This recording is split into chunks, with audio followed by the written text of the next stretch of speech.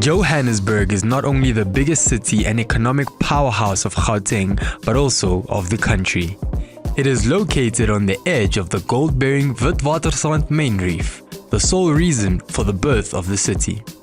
Soon after the discovery of gold by George Harrison in 1886, diggers, prospectors, adventurers and fortune seekers flocked to an area up until then only inhabited by a few subsistence farmers.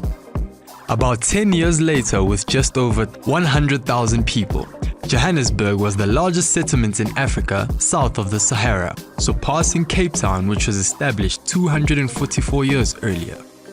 Up to the 1930s, the focus was on the CBD, when white suburbs started to grow northwards and Soweto emerged as a black township in the southwest. During the beginning of the 1970s, new shopping centers such as Sandton and Rosebank, as well as the center of the new Randburg town, were established, laying a foundation for the development of a sprawling, polycentric city as we know it today. Joburg CBD is laid out in a gridiron pattern with small city blocks and narrow streets, the impact of which is still felt with everyday traffic congestion. With the rapid influx of miners and entrepreneurs, the growth of the CBD was fast-paced, dynamic, and innovative, with diverse cultural influences, features that are still prevalent in today's CBD. Simple mining structures were soon replaced with more substantial buildings. The architecture of the early 20th century was influenced by various styles, such as Victorian, Edwardian, and Art Deco. Notable buildings from this area include the Post Office, the Rand Club, and Corner House. Towards the mid-20th century, the inner city saw further urbanization and modernization, with high-rise buildings reflecting the increasing importance of the CBD. The 1970s marked a significant period of skyscraper construction, with more than 70% of the high-rise buildings being constructed. The Hillbrow Tower and iconic buildings such as Ponty City and Carlton Centre, until recently the highest building in Africa, were built during this time. This transformed the city's skyline and solidified its status as a main urban centre. With increased political turbulence, limited significant development took place during the late 20th century. This resulted in the quality of the CBD starting to decline as businesses moved out towards the northern suburbs such as Sandton and Rosebank. With the dawn of democracy, the beginning of the 21st century saw a renewed interest in the CBD, with revitalization efforts taking place, mainly through CIDs.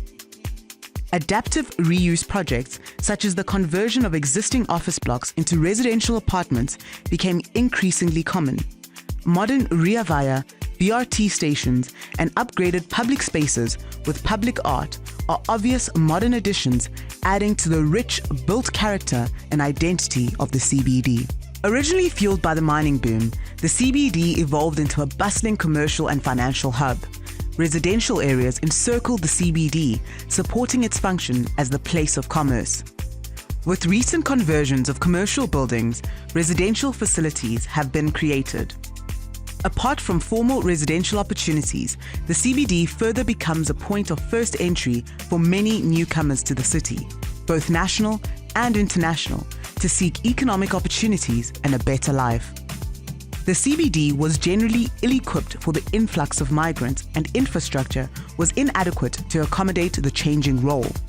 While the Joburg CBD still remains the bustling commercial hub it previously was, its character has changed.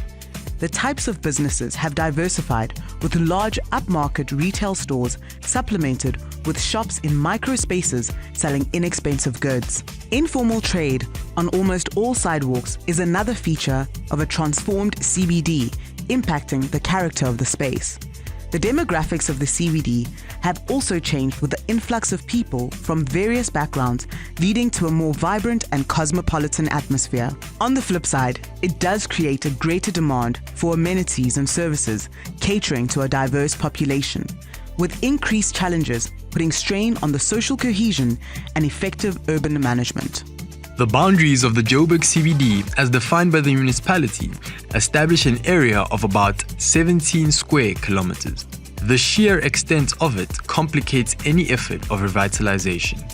However, the biggest complexity lies in the diversity rooted in each of the neighborhoods or precincts located within the boundaries of the CBD.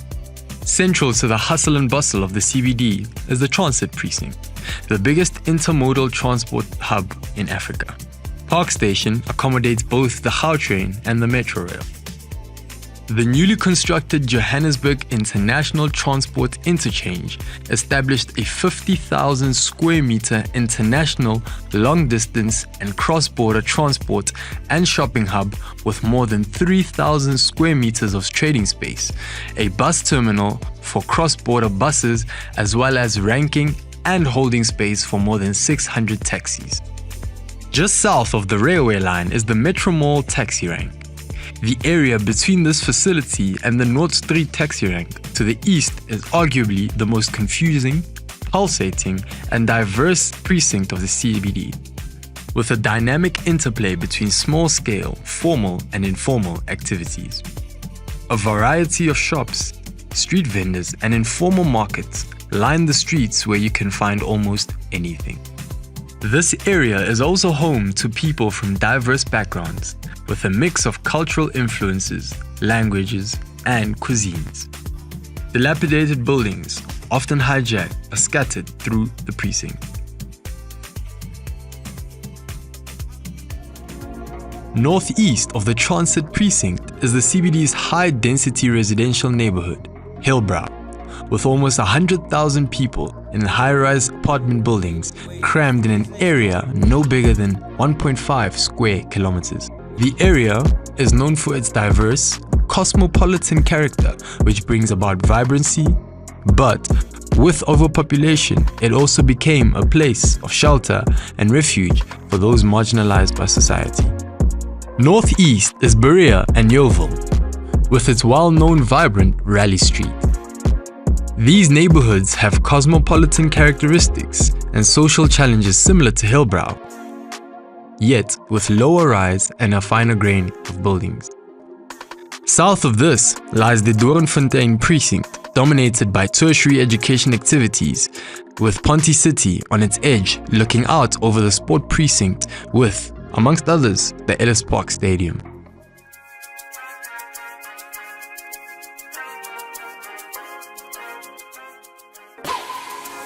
Separated from Hillbrow by Constitutional Hill and northwest of the transit precinct is Braamfontein, a precinct with an interesting mix of youthful energy fueled by student housing close to Wits University, creative expression due to the presence of cultural spaces, and formal professionalism brought about by corporate offices on the northern edge of the precinct. This is also home to the municipal offices, the Johannesburg Civic Centre, a notable example of brutalist architecture establishing a prominent landmark visible from various vantage points. The Nelson Mandela Bridge, constructed in 2003, connects Braamfontein over the large barrier zone caused by the railway line.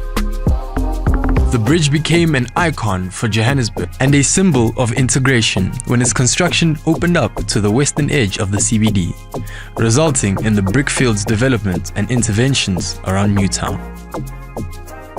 East of Newtown and south of the transit precinct is the commercial core of Joburg CBD. This area is characterized by a mix of heritage buildings and modern skyscrapers, also housing F&B's Bank City integrated into the fabric of the city and Carlton Centre to the eastern side of the precinct. A mix of formal commercial and retail uses and informal activities dominating the street space creates a vibrancy typical of a CBD. In a strip towards the south of the commercial core lies the larger buildings of Anglo-American on Main Street, a refreshingly different space, amidst the sea of decay, and the headquarters of Standard Bank and Absa.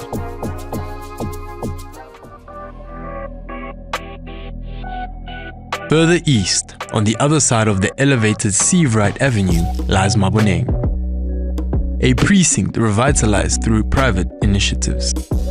Just west of the elevated thoroughfare is a new mixed-use development that recently adapted the high-security Jewel City in an unenclosed live, work, play area. On the eastern edge of the CBD is Jeppestown, home to mainly an immigrant and transitional community, with many disused warehouses and other buildings being illegally used for residential purposes. North of Jeppestown is Troyerville, known for its dilapidated heritage houses, yet with some sense of community amongst residents on the creative art scene.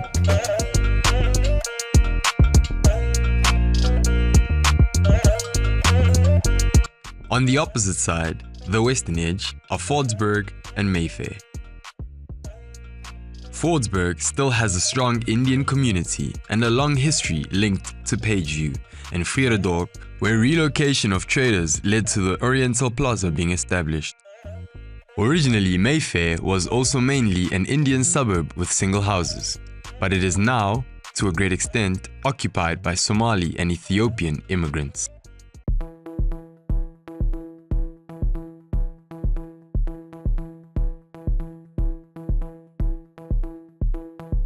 Through a narrative describing various precincts, the diversity in character and use of the CBD is clear. A single thread is the transient nature of the population that visits, uses, but also occupies large parts of the CBD. Intrinsic to the decay is a lack of sense of community and a lack of ownership of public spaces created by impermanency. Despite revitalization efforts and successes achieved since the early 2000s, the CBD is still struggling with urban decay, even accelerating over the last few years in some areas. This manifests in old and unreliable infrastructure due to poor maintenance, deteriorated and dirty public environments due to poorly supported and uncontrolled informal activities, appropriation of streets for taxi ranking, illicit building conversions for residential use, slumlording and building hijacking, disregard for illegal immigrants due to national policies, high levels of petty and major crime, high prevalence of homelessness, and substance abuse in plain sight. A degraded and overcrowded public environment not only leads to difficulty in the physical usage of the space by the average visitor to the CBD, but also creates a negative perception of the CBD. This is often the start of a vicious cycle where access to business becomes obstructed and unsafe, resulting in business moving out. Economic decline kicks in, continuing on a downward spiral of decay. Apart from general urban issues and poor law and by-law enforcement contributing to dirty streets and high crime levels, the Joburg CBD has also been making headlines over the last year or two with various devastating disasters hitting the city.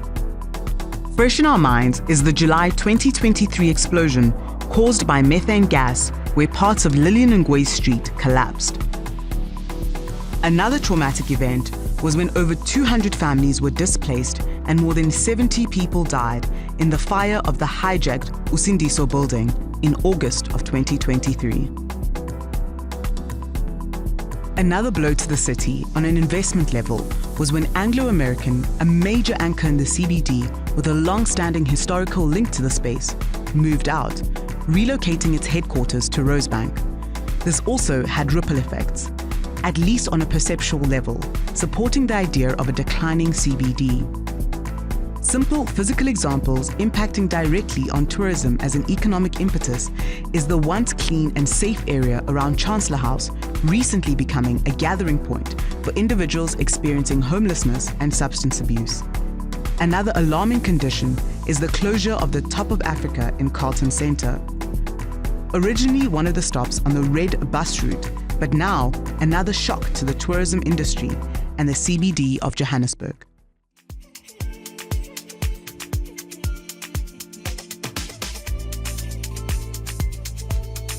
In the face of these challenges, the city's efforts have sometimes been seen as localized, unintegrated, fragmented, and intermittent. Maybe a more nuanced focus is needed. Most of the time, interventions center around physical upgrading with improved paving and street furniture. Social problems are deemed to partially lie at the core of urban degradation. Addressing these challenges requires multifaceted and holistic approaches that go beyond the concrete physical solutions. Due to the complexity of social problems, focus is often, though systematically or even subconsciously, placed on simplified physical interventions that are unsustainable. And this is really making it very difficult for urban management to adapt to that environment. I think that's what's important is the word adaptation. Municipal-owned entities, pick it up, Joburg Water, JRA, city parks, etc. They need to really adapt to an ever-changing environment. There's a lot of fidgeting while Rome is burning. Joburg CBD is steeped in complexity, multiplicity, and contradiction. One has to accept that the role of the CBD has changed over time and that it does not only play a different, but also diverse and even diverting roles. Although important, efficient day-to-day management of the urban environment is of critical importance for private and successful public investment. This cannot be the only focus of the city. Embarking on public upgrading, paving, lighting, landscaping, and the likes is also not good enough anymore. Now more than ever, the city should focus on its developmental role. This role should be seated in proactively supporting the poor and vulnerable through dignity and proactively providing for the needs of communities and entrepreneurs without criminalizing the marginalized. Despite challenges, the City of Joburg municipality is motivated to bring about change through its inner city transformation roadmap. With a rich heritage, a sense of responsibility to its space and its people, and through dedicated private and public stakeholder involvement, of which Jozi My Jozi is a great example, revitalization of the CBD is again seen within reach of the city. An entrepreneurial and innovative approach and a survivalist spirit deeply entrenched in the place and its people through history and its modern times are critical to setting the CBD on a path of change.